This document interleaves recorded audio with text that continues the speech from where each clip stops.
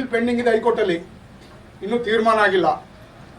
ತಹಸೀಲ್ದಾರ್ ಆಗಲಿ, survey office ಆಗಲಿ, court ಆಗಲಿ, ನೀನು ಅನುಭವಕ್ಕೆ ಹೋಗೋ, ಪೊಸಿಷನ್ಗೆ ಹೋಗು ಅಂತ ಯಾರೂ ಡೈರೆಕ್ಷನ್ ಕೊಡಲಿಲ್ಲ. ಪೊಲೀಸ್ನವರಿಂದ ಇವರು ಸಹಾಯ ತಗೊಂಡು ಇವರು ನಮ್ಮ ಮೇಲೆ ದಬ್ಬಾಳಿಕೆ ಮಾಡ್ತಾರೆ. ವಾರಕ್ಕೆ ಒಂದೊಂದು ಕೇಸ್ ಆಗ್ತಾ ಇದ್ದಾರೆ. ಎವ್ರಿ ವೀಕ್ ಒಂದೊಂದು ಕೇಸ್ ಹಾಕೋದು, ನಂಬರ್ ಆಫ್ FIR ಜಾಸ್ತಿ ಮಾಡೋದು. ನನ್ನ ಮಗ ಡಾಕ್ಟ್ರು ಹಾಸ್ಪಿಟಲ್ ಕೆಲಸ ಮಾಡ್ತಾನೆ, ಅವನ ಹೆಸರು ಸೇರಿಸೋದು. ಆಮೇಲೆ ಬೆಳಿಗ್ಗೆ ನಮ್ಮ ಚಿಕ್ಕಮ್ಮವ್ವ ಅವ್ರು ಕೇಳೋಕೆ ಹೋಗಿದ್ದಕ್ಕೆ ಇವ್ರಿಗೂ ಹೆಂಗಸ್ರಿ ಕೈಲಿ ಓಡಿಸಿದ್ದಾರೆ, ನನ್ನ ಮಗನಿಗೂ ಓಡಿಸಿದ್ದಾರೆ, ಆ ಲೇಡೀಸ್ ಕಡೆಯಿಂದ ಓಡಿಸಿದ್ದಾರೆ. ನಾನು ಈ ಥರ ಕಾನೂನು ಕೈಗೆತ್ಕೋಬಾರ್ದು ಅಂತ ನಾನು ಸುಮ್ಮನೆ ಇದ್ದೀನಿ. ನಾನು ಇಲ್ಲೇ ಹುಟ್ಟಿ ಬೆಳೆದಿರೋ ಚನ್ನಪಟ್ಟಣದಲ್ಲಿ. ನನಗೂ ಸಾಕಷ್ಟು ಜನ ಅಧಿಕಾರಿಗಳು ಪರಿಚಯ ಇದೆ, ಪೊಲೀಸ್ ಪರಿಚಯ ಇದೆ. ದೇವ್ರು ನನ್ನನ್ನು ಚೆನ್ನಾಗಿ ಇಟ್ಟಿದ್ದಾನೆ. ನಾನು ದುರುದ್ದೇಶ ಬೇರೆ ಕಾನೂನು ಕೈಗೆತ್ಕೋಬಾರ್ದು, ಪೊಲೀಸ್ ಇದ್ದಾರೆ ಕ್ರಮ ತಗೋತಾರೆ ಅಂದರೆ ನಮ್ಗೆ ಇಷ್ಟೊಂದು ಅನ್ಯಾಯ ಆಗ್ತಾ ಇದೆ. ಮೊನ್ನೆ ಹಾಕಿರೋ ಕ್ಯಾಮ್ರಾ ಅದು ಈಗ ರೀಸೆಂಟಾಗಿ ಅದನ್ನು ಹೊಡೆದು ಕಿತ್ತು ಅವ್ರು ಬೇರೆ ಕ್ಯಾಮ್ರಾ ತಂದು ಹಾಕೊಂಡಿದ್ದಾರೆ. ಅದಕ್ಕೆ ಮುಂಚೆ ಮನೆ ಹೊಡಿಬೇಕಾದ್ರೆ 5 CC ಕ್ಯಾಮ್ರಾಗಳು ಹೊಡೆದು DVR ಎತ್ಕೊಂಡು ಹೋಗ್ಬಿಟ್ರು. ಅದು ರೆಕಾರ್ಡ್ ಆಗಿದೆ, ಪೊಲೀಸ್ ಸ್ಟೇಷನ್ ಕಂಪ್ಲೇಂಟ್ ಕೊಟ್ಟಿದ್ದೀನಿ, ಅದು ಎನ್ಕ್ವೈರಿ ನಡೀತದೆ. ಕೇಳಿದ್ರೆ ಪೊಲೀಸ್ನವ್ರು ಹೇಳ್ತಾರೆ ಇನ್ವೆಸ್ಟಿಗೇಷನ್ ಮಾಡ್ತಾ ಇದ್ದೀವಿ. ಇನ್ವೆಸ್ಟಿಗೇಷನ್ ಮನೆಯಲ್ಲಿ ಒಂದು ಬೆಂಕಿ ಪಟ್ಟಣ ಬಿಟ್ಟಿಲ್ಲ, ಒಂದು ದೀಪ ಬಿಟ್ಟಿಲ್ಲ. ನಮ್ಮ ತಂದೆ ತಾಯಿ ಬಟ್ಟೆ, ನನ್ನ ಹೆಂಡತಿ ಮಕ್ಕಳು ಬಟ್ಟೆ, ನಮ್ಮ ಬಟ್ಟೆ, ಅಡುಗೆ ಸಾಮಾನು, ಒಂದು ಸ್ಟವ್, ಒಂದು ಬೆಂಕಿ ಪಟ್ಟಣ ಬಿಟ್ಟಿಲ್ಲ. ಅವ್ರು ಲೈಟ್ರ್ ಬಿಟ್ಟು A to Z ಮನೆಯಲ್ಲೂ ದರೋಡೆ ಮಾಡಿ ಮನೆ ಡಿಮಾಲಿಷನ್ ಮಾಡಿದ್ರು. ನಮ್ಮ ವಾಚ್ಮೆನ್ ಇದ್ದ ವೆಂಕಟಯ್ಯನಿಗೆ ಹೊಡೆದು, ಅವನ ಒರಿಜಿನಲ್ ಅವ್ನಿಗೆ ಹೊಡೆದು ಎದುರಿಸಿ ಅವನ ಮೊಬೈಲ್ ಕಿತ್ಕೊಂಡು ಅವನ್ನ ತೊಗೊಂಡೋಗಿ ಹೊರಗಡೆ ಬಿಟ್ಟು, ಆ ಲಾಸ್ಟ್ ಟೈಮ್ ನೀವು ಬಂದಿದ್ರಿ ಇಲ್ಲೇ ಪತ್ರಿಕಾಪಟ್ಟೆ ಮಾಡಿದ್ವಿ. ನಾನು ಹೈಕೋರ್ಟಲ್ಲಿ ಪೊಲೀಸ್ ಆಫೀಸರ್ಸ್ ಮೇಲೆ ರಿಟ್ ಪಿಟಿಷನ್ ಹಾಕಿದ ನಂತರ ರಿಟ್ ಚಾರ್ಜ್ ಶೀಟ್ ಹಾಕಿದ್ದಾರೆ. ಆ ಚಾರ್ಜ್ ಶೀಟಲ್ಲಿ ಆ ನೀಲಿ ರಮೇಶನ ಹೆಸರು ಬಿಟ್ಟಿದ್ದಾರೆ, ಹರ್ಷ ನಾಯ್ಡು ಹೆಸರು ಬಿಟ್ಟಿದ್ದಾರೆ, ಮಾದೇಶನ ಹೆಸರು ಬಿಟ್ಟಿದ್ದಾರೆ. ಅವ್ರು ಏನು ತಿಳ್ಕೊಂಡ್ಬಿಟ್ಟಿದ್ದಾರೆ ಪೊಲೀಸ್ನವರು, ನಾವೇನು ಮಾಡಿದ್ರು ನಮ್ಮ ಕ್ರಮ ತಗೊಳ್ಳಲ್ಲ. ಓಪನ್ ಆಗಿ ಹೇಳ್ತಾರೆ ಇವತ್ತು ಪೊಲೀಸ್ ಸ್ಟಾಫ್ ಎದುರುಗಡೆ, ಕೊಡ್ರಿ ಹೋಗಿ ಕೇಸು ನಮ್ಮ ಮೇಲೆ ಅಂತಾರೆ. ಹೋಗಿ ಕೊಡ್ರಿ ಅಂತಾರೆ. ನನಗೆ ಬೆಳಗ್ಗೆ 5:15 ಫೋನ್ ಬಂತು ಬೆಂಗಳೂರಿಂದ. ನಾನು ಫೋನ್ ಮಾಡಿದ್ರೆ ಅಷ್ಟು ಬೇಗ ಯಾರಿಗೂ ಅಧಿಕಾರಿಗಳಿಗೆ ಡಿಸ್ಟರ್ಬ್ ಮಾಡೋದು ಬೇಡ ಅಂದ್ಬಿಟ್ಟು ನಾನು 6:15 ಆದಮೇಲೆ SP ಫೋನ್ ಮಾಡಿದೆ, IG ಫೋನ್ ಮಾಡಿದೆ, ಎಲ್ಲ ಮಾಡಿದೆ. IG ಹೇಳಿದ್ರೆ SP ಮೀಟ್ ಮಾಡಿ ಅಂತಾರೆ, SP ಹೇಳಿದ್ರೆ ಸರ್ಕಾರಿ ಇನ್ಸ್ಪೆಕ್ಟ್ರಿಗೆ ಹೇಳಿದ್ದೀನಿ ಅಂತಾರೆ. ಈಗ ನೀವೇ ನೋಡಿದ್ರಿ, ಕಾನ್ಸ್ಟೇಬಲ್ 5 ಜನ ಕಾನ್ಸ್ಟೇಬಲ್ ಬಿಟ್ಟರೆ ಯಾರೂ ಇಲ್ಲ ಸರ್. ಏನು ಮಾಡೋದು ಪಾಪ, ಅವ್ರು ಏನು ಮಾಡ್ತಾರೆ? ನಮ್ಮ ತೋಟದಲ್ಲಿ ಕೆಲಸ ಮಾಡೋರಿಗೆಲ್ಲ ಹೊಡಿಯೋದು, ಓಡಿಸೋದು ಇವ್ರನ್ನ, ನಮ್ಮ ಲೇಬರ್ಗಳನ್ನ ನೋಡಿ. ಇವರೆಲ್ಲ ನಮ್ಮ ತೋಟದಲ್ಲಿ ಕೆಲಸ ಮಾಡೋಕೆ ಬಂದ್ರೆ ಇವ್ರನ್ನ ಓಡಿಸೋದು, ದಬ್ಬಾಳಿಕೆ. ಪೊಲೀಸು ನಮ್ಮ ಕೈಯಲ್ಲಿ ಇದೆ. ಕಾಂಗ್ರೆಸ್ ಏನೋ ಒಂದು ನಾನು ಹೇಳ್ದೆ ಅನ್ಯಾಯವಾಗಿ DK ಸುರೇಶ್ ಅವ್ರ ಹೆಸರು, DK ಶಿವಕುಮಾರ್ ಹೆಸರು ಹೇಳ್ತಾ ಇದ್ದಾರೆ.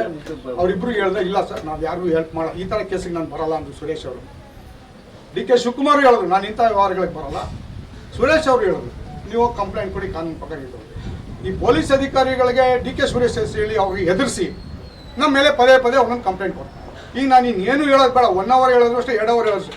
ಪೊಸಿಷನಲ್ಲಿ ಯಾರಿದ್ದೀವೋ ಅನ್ನೋದು ನಿಮ್ಗೆ ಗೊತ್ತಾಗುತ್ತೆ ಕಣ್ಮುಂದೆ. ನಾನು ಕನಕಪುರಕ್ಕೆ ಹೋಗಿಲ್ಲ ಗಲಾಟೆ ಮಾಡೋಕ್ಕೆ, ಬೆಂಗಳೂರಿಗೆ ಹೋಗಿಲ್ಲ, ಅವ್ರು ಅಲ್ಲಿಂದ ಬಂದಿಲ್ಲಿ ಗಲಾಟೆ ಮಾಡ್ತಾ ಇದ್ದಾರೆ. ಎಷ್ಟು ಜನ ಇದ್ದಾರೆ ನೋಡಿ, ಹೊರಗಡೆ ಕಾರ್ಗಳು ಎಷ್ಟು ಜನ ಇದ್ದಾರೆ. ಒಬ್ಬ ಇನ್ಸ್ಪೆಕ್ಟ್ರಿಗೆ ಹೇಳಿದ್ರೆ ಇದುವರೆಗೂ ಬಂದಿಲ್ಲ.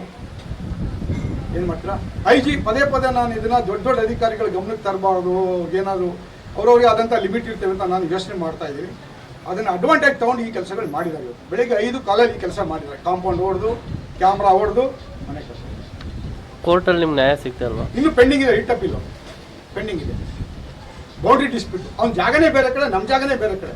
ಅವ್ನು 9 ಎಕರೆ. ಆಮೇಲೆ ಇನ್ನೊಂದು ವಿಚಾರ ತಿಳಿದು, ಒಂದು ಫ್ಯಾಮಿಲಿಯವರು 30 ಎಕರೆ ಮಂಜೂರು ಮಾಡಿಸ್ಕೊಂಡವ್ರೆ, ಅಣ್ಣ ತಮ್ಮ. ಅವ್ರ ಅಣ್ಣ ಆರೋಪದಲ್ಲಿ, ತಮ್ಮ ಇಲ್ಲಿ. ಅದು ನನಗೆ DC ಆಫೀಸಿಂದ ಮಾಹಿತಿ ಬಂತು. ಅವರು ಇನ್ವೆಸ್ಟಿಗೇಟ್ ಮಾಡ್ತಾ ಇದ್ದಾರೆ, ಅದನ್ನು ಓಪನ್ ಮಾಡಲಿಲ್ಲ. ಅದನ್ನು ಎಲ್ಲಿ ಏನು ಬೇಕೋ ಆ ಟೈಮಿಗೆ ಕ್ರಮ ತಗೋತೀನಿ ಅಂತ ಹೇಳಿದ್ದಾರೆ DC ಅವರು. ಇವನೊಬ್ಬ ಅಧಿಕಾರಿ, ಇವನಿಗೆ ಕೊಟ್ಟಿರೋದೇ ಜಮೀನು ತಪ್ಪು. 4 ಎಕರೆನ 79 4 ಎಕರೆ ಅಂತ RTC ಇದೆ. 80ರಿಂದ ಈಚೆಗೆ 4 ಎಕರೆ ಹೆಕ್ಟೇರ್ ಅಂತ ತಿರ್ಗಿಸ್ತಾನೆ.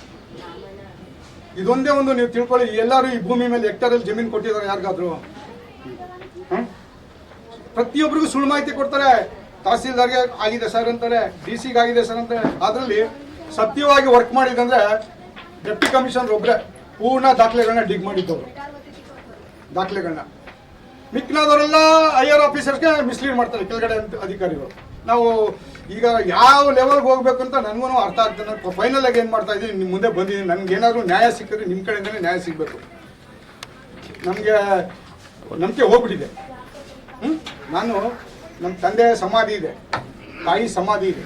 2000 ಇಸ್ವಿಲಿ ನಮ್ಮ ತಂದೆ ತೀರೋಗಿದ್ದಾರೆ. 2017 ನಮ್ಮ ತಾಯಿ ಇದೆ. ನೀವೇ ಊಹೆ ಮಾಡಿ, ತಂದೆ ತಾಯಿ ಜಮೀನು ಯಾರಾದರೂ ಬೇರೆಯವ್ರ ಜಮೀನಲ್ಲಿ ದಫನ್ ಮಾಡೋಕ್ಕಾಗ್ತದಾ? ನೀವು ಯೋಚನೆ ಮಾಡಿ. ಇಲ್ಲಿ ಗ್ರಾಮಸ್ಥನ ವಿಚಾರ ಮಾಡಿ, ನಾವಿಲ್ಲಿ ಎಷ್ಟು ವರ್ಷದಿಂದ ಇದ್ದೀವಿ ಅಂತ ಹೇಳ್ತಾರೆ. ಗ್ರಾಮಸ್ಥನ ವಿಚಾರ ಮಾಡಿ.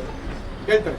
ಆಮೇಲೆ ಪ್ರತಿ ಸಾರಿ ಇವ್ರು ಏನು ಮಾಡ್ತಾರೆ, ಈ ಅಕ್ಕಪಕ್ಕದವ್ರಿಗೆ ಭಯ ಹುಡ್ಸೋಕ್ಕೆ 70 ಜನ 80 ಜನ ಗೂಂಡಾಗಳನ್ನ ಕರ್ಕೊಬರೋದು, ಸುತ್ತಮುತ್ತ ಡಾಬಾದಲ್ಲಿ ಆಯ್ಟ್ ಆಗೋದು, ಮುಸ್ಸಂಜೆ ಆದರೆ ನಾವು ನೋಡ್ಕೊಳ್ಳೋದು ಯಾರಿದ್ದೀವಿ ಯಾರಿಲ್ಲ ಅಂತ, ಆ ಟೈಮಲ್ಲಿ ಅಟ್ಯಾಕ್ ಮಾಡೋದು.